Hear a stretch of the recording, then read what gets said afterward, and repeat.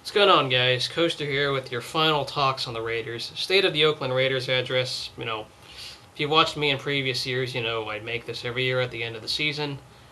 Quick little disclaimer. To those of you, I know a lot of non-Raider fans watch me, and I'm fine with that, but, don't leave any troll or nasty remarks. This video was a discussion video, so, if you're going to comment, please be real. Don't be going all in your face and all the trollish kind of comments. This is not for that. This is obviously a discussion video, a much more real talk video. And the state of the Oakland Raiders, just like the State of the Union address was last Tuesday, the State of the Oakland Raiders address here. What happens to this team? And recapping the season, I did not have this team going to the playoffs. I didn't.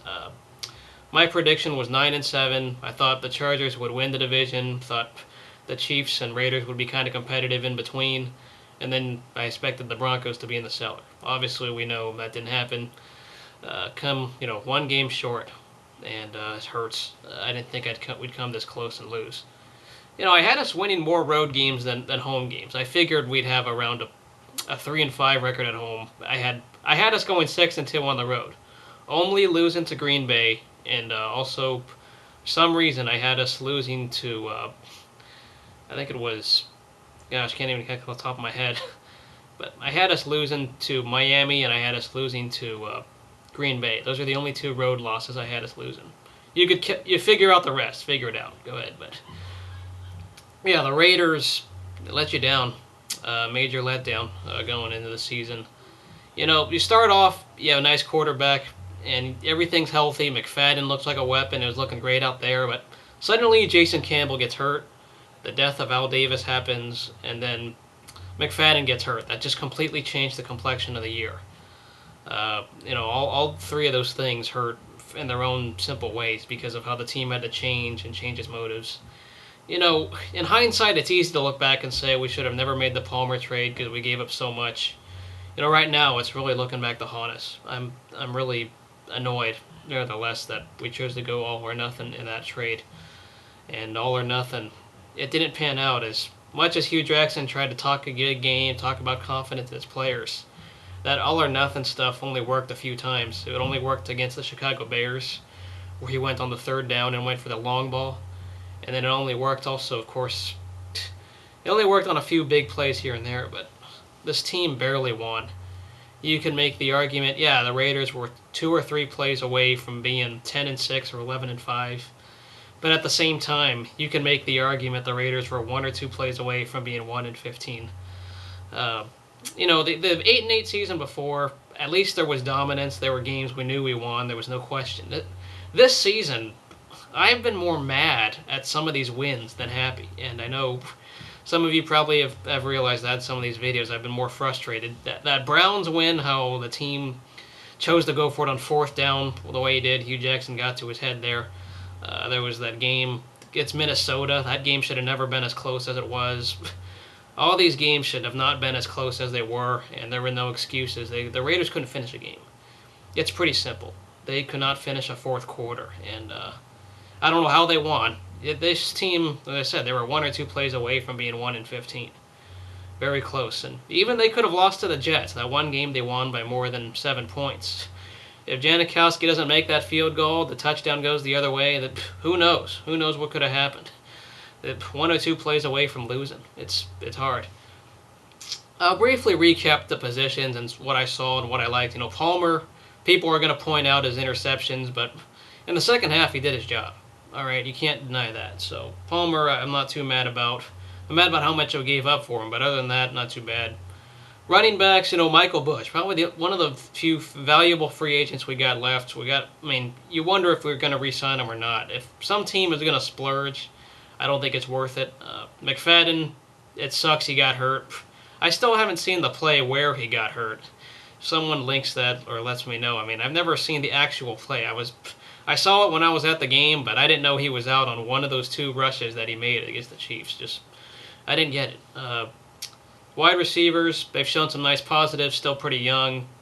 Denarius Moore, all right. I think some of us overrate Jacoby Ford a little bit, but the wide receivers still growing, and Heyward-Bey shreds his haters. That's the biggest thing.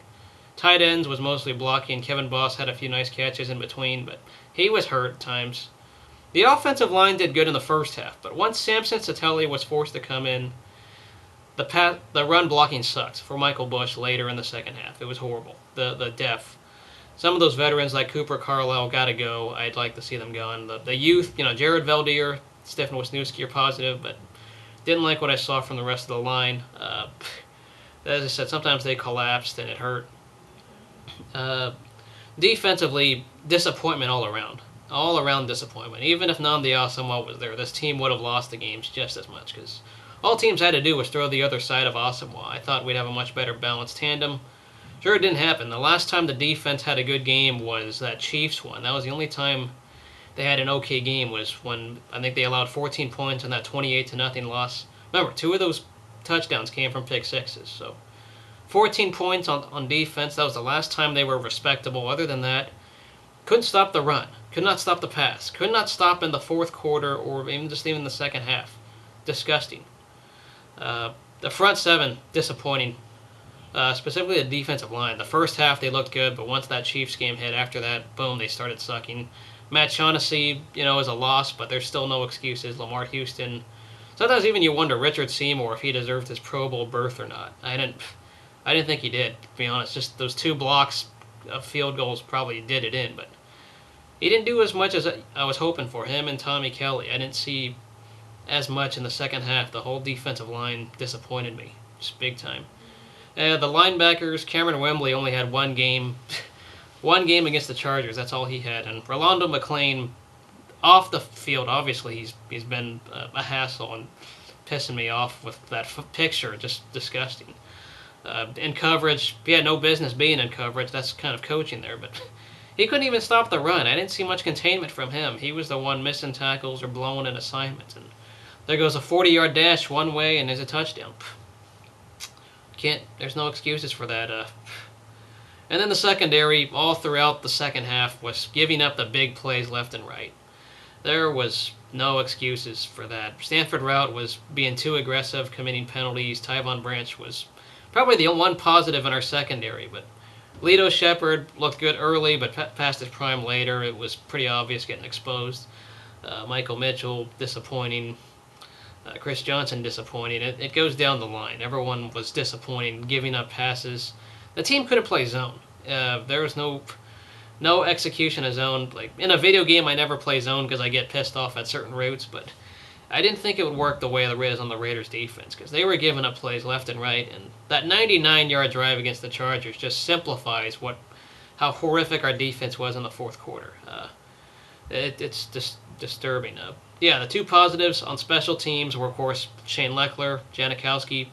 Janikowski bailed us out of like 5 or 6 of those games. He bailed us out. And if you didn't make those kicks, once again, 1 or 2 plays away from being 1-15. But Janikowski deserved this Pro Bowl bid. Leckler is Leckler, so no problems there. There were some times we allowed some punt returns for touchdown and kickoff returns. That pissed me off, but it happens. It is what it is. It's just part of the game. The depth and injuries were annoying, but there's still no excuses how the defense played. That goes on Chuck Bresnahan. He's not there anymore, but the whole coaching staff on defense was disgusting, and nothing was utilized right. It all hurt. What does this go from here? Where does this team go from here? I say we trade one of our wide receivers between Moore and Ford. No offense to Jacoby Ford. I think some of us as fans overrate him for what he did his rookie year, but I still think that we can get better value out of him. Denarius Moore, I think, will be capable of being a number 1 down the line. He may not have shown it enough this season as a rookie, but I see a lot of positive more from him than Jacoby Ford. I think we got to trade one of our wide receivers because we got so much of them. Probably Lewis Murphy would be the best one. Got to trade him for a pick. Then I'd be willing to trade some part of our secondary, some piece of our defense away for a pick as well. I don't know what exactly was going to happen. But Dennis Allen comes in with a lot of things in between. Of course, Reggie McKenzie will give him about 3 years to see what he does. But yeah, there's still a lot of uncertainty. This division is getting better. The division, the Chiefs were injured in their defense, and they were still competitive on defense. Chargers, you kind of wonder where were they in more of those games? They should have won a lot more games, and they played like they're supposed to in Week 17, but where were they in the early parts of the season? They should have won the division. You could argue 2 fumbles away. Broncos, their defense has gotten a lot better. Their defense, they've gotten a lot better on defense, and who knows? They've hung tough. This whole division, it may be a joke record-wise, but everybody beat up on each other. Nobody got a sweep on each other. I think everyone went 3-3, if I'm correct in that right. So, yeah, there's a lot of things this team's going to have to do. They're going to have to build through free agency if they want to compete now. Because I don't know how this team can rebuild. Obviously, there's some nice pieces that are there, but there's just too much uncertainty. I don't know if our window closed on us on trying to win the division with this group of players, because we had our chances, and it hurts. I mean, I didn't think it would be this close, or it would come down to the last week. I thought we would have been eliminated a while back. The Chargers would have gotten their winning ways, but they found ways to lose, and yeah, here we are just on the playoff couch.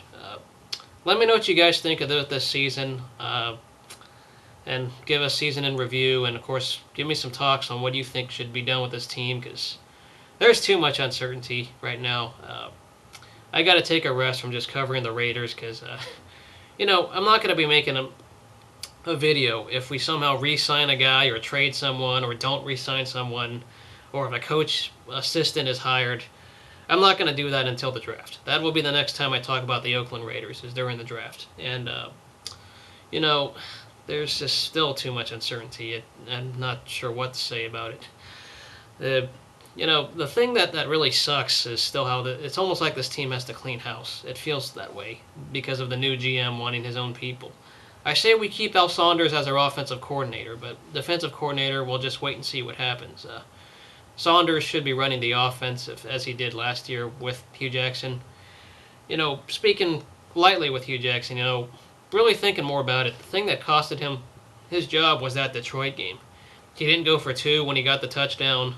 He tried to go for that home run on 3rd down, that vertical pass. I don't know why we did that 3 times during the season. Detroit, Houston, and Chicago. We tried the home run pass on 3rd down, and it only worked once.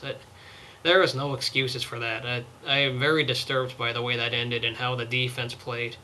I know it wasn't all his fault, but the way that he talks a big game, saying we will not blink, or we're going to do this, and he didn't back it up, that's going to cost you as well. I know the press conference said that McKenzie wants his own guys, but it is what it is. We're just going to have to move on from it, and we're just going to see what happens from here on out. So yeah, this channel becomes a hockey channel. For those of you who are not aware, I take a break from the Raiders. I will talk about the Super Bowl next week. So be sure to look forward to my Super Bowl preview next week. But this is it for the Raiders until the draft. So thanks, guys, for watching all season. Non-Raider fans and Raider fans, it's been good to hear feedback from all you. It's been a rough season. Really painful season, because even when this team won, this team was hard to watch. They were making enough plays to try to lose. Like that Chiefs game we won at the end of the year, they were trying to lose that. It really felt like they were trying to lose with giving up those big plays near the end. Just tough to watch. Tough season to watch, regardless of the results. So let me know what you guys think. As always, go Raiders. I'll see you guys for the Super Bowl. But until then, I won't see you guys until the draft. Go Raiders, and yeah, this channel becomes a hockey channel for the Sharks. So see you guys later, and go Raiders.